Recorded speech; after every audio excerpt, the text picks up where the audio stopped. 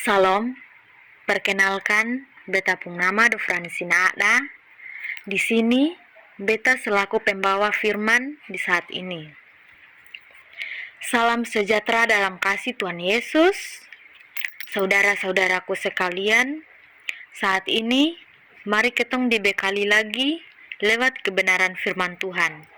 Dan sebelum itu, mari ketong mohon penerangan Roh Kudus lewat doa. Dan mari ketong berdoa. Bapa manis yang berada dalam kerajaan surga, syukur kami persembahkan atas kasih Tuhan yang tak terbatas di tengah keterbatasan kami sebagai manusia yang penuh dengan keberdosaan ini.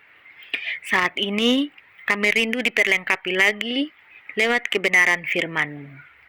Anugerahkan kami hikmat-Mu Tuhan, agar kami dapat memahami firman ini, sehingga firman-Mu ini akan terus melekat dan menjadi pelita dalam hidup kami. Di dalam nama Tuhan Yesus kami berdoa. Amin. Nah, saudara-saudaraku sekalian, saat ini mari kita membuka dan membaca Alkitab yang terdapat dalam kitab 2 Korintus pasal 5 ayat 17 yang berbunyi demikian. Jadi siapa yang ada di dalam Kristus, ia adalah ciptaan baru. Yang lama sudah berlalu, sesungguhnya yang baru sudah datang. Nah, saudara-saudaraku yang diberkati Tuhan, untuk mengawali ketempung renungan, beta akan menceritakan sebuah kisah. Dewi adalah seorang single parent, memiliki seorang anak, dan termasuk orang yang sangat bekerja keras. Keadaan ekonominya saat ini sedang sulit. Nah, ini membuat Dewi lebih terencana dalam mengatur apa yang akan dia lakukan setiap hari, termasuk dalam hal keuangan. Nah, suatu hari, dia sudah membuat jadwal kegiatan dan pengeluaran.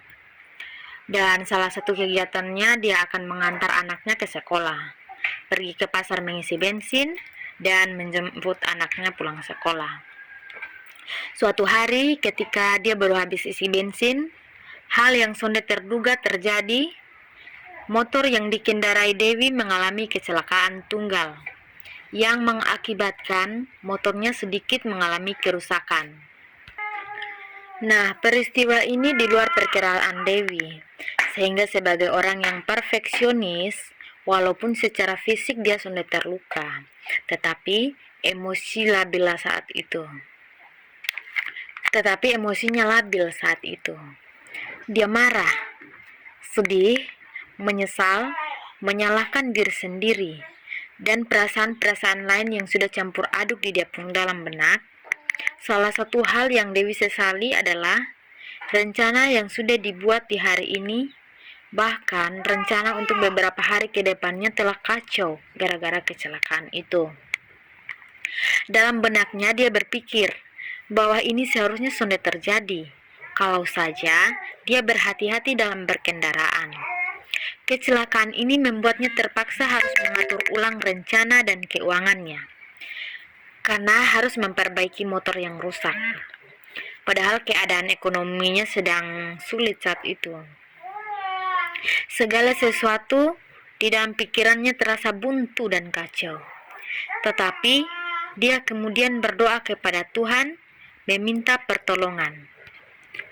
Dan saat itu juga, Dewi menyadari bahwa mengeluh dan menyesali keadaan sudah bisa mengubah kecelakaan yang sudah terjadi. Yang harus dia lakukan adalah menerima dan berusaha memperbaiki apa yang sudah terjadi. Dia yakin bahwa Tuhan yang sertai dia dalam menjalani kehidupan selama ini adalah Tuhan yang sama, yang akan menolong dia menghadapi peristiwa yang tak terduga itu. Dan Dewi juga yakin bahwa dia akan mendapat jalan keluar menghadapi masalah yang dia alami.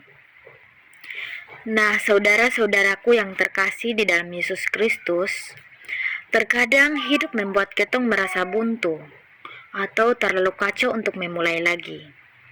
Keadaan yang rusak tampaknya tidak dapat diperbaiki. Kegagalan hidup tampaknya tidak dapat diatasi. Kesalahan tak terduga terasa luar biasa ketong hadapi. Ketika ketong menemukan ketong pung diri ada di situasi dan kondisi seperti itu, ketong dapat mengingatkan ketong pung diri sendiri akan kebenaran yang terdapat dalam firman kita ini, bahwa siapa yang ada di dalam Kristus, ia adalah ciptaan baru, yang lama sudah berlalu, sesungguhnya yang baru sudah datang.